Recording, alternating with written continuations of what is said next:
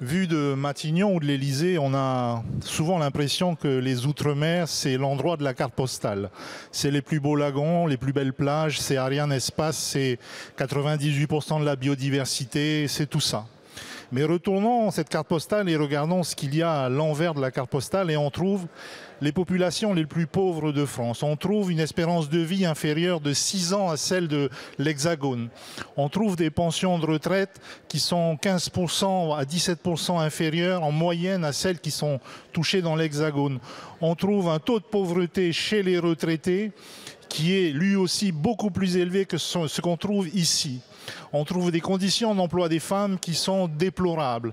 On trouve une précarité de l'emploi et des carrières hachées 3 fois supérieures à celles qu'on trouve dans l'Hexagone. On trouve également des victimes du chlordécone et des victimes des conséquences des essais nucléaires dont les carrières seront soit arrêtées parce qu'elles décèdent, soit parce qu'elles deviennent invalides. Alors, à l'aune de l'examen de ce projet de réforme par le Conseil d'État, j'ai 2 questions relativement simples. Est-ce que le dossier qui a été transmis au Conseil d'État contient, comme on pourrait s'y attendre, une sérieuse étude d'impact sur les effets de cette réforme sur les Outre-mer? C'est ma première question.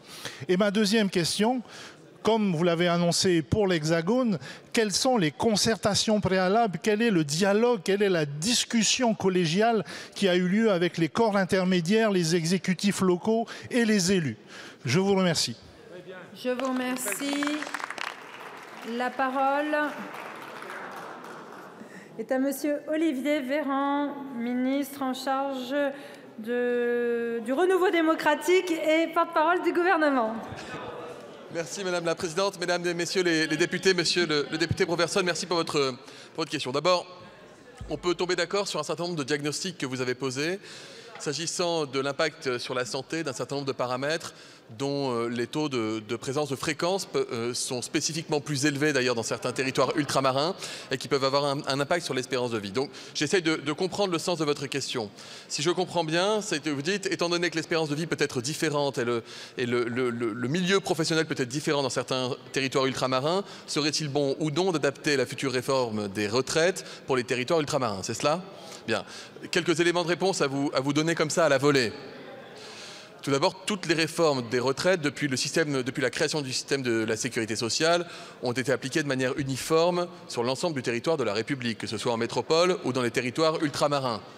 La durée de travail est la même, par exemple, dans les Antilles, en Guyane, à La Réunion, qu'en métropole. Donc il n'y a pas lieu, spontanément, de penser fonctionner différemment cette fois-ci, puisque tout le système de travail, ainsi que le système de financement, d'ailleurs, par les cotisations et les versements des pensions de retraite, a été établi pour fonctionner de manière uniforme sur l'ensemble du territoire.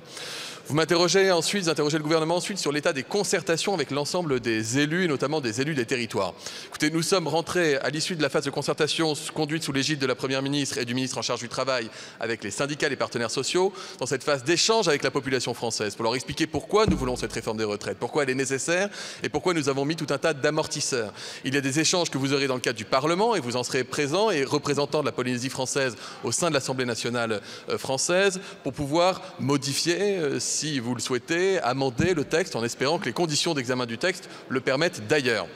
Et ensuite, il y a des échanges à tout va, des réunions publiques sont organisées dans les territoires avec les élus de tous les territoires. Mais il en va de la même manière pour les territoires ultramarins que pour les territoires de la métropole. Cette réforme des retraites, elle s'appliquera à tous les Français, puisqu'il en va encore une fois de l'avenir du système des retraites dont bénéficie la totalité des Français. Merci Monsieur le ministre. Président Broverson. Merci pour votre réponse, Monsieur le ministre, mais c'est, je pense justement, cette uniformité, c'est là où le bas blesse. Parce qu'on a, depuis la réforme de 2003, un beau principe dans notre Constitution qui est celui de la spécificité législative, après tout. Alors, aujourd'hui, nous proposer un one size fits all, excusez, pardon my French, ça n'a pas de sens en 2023.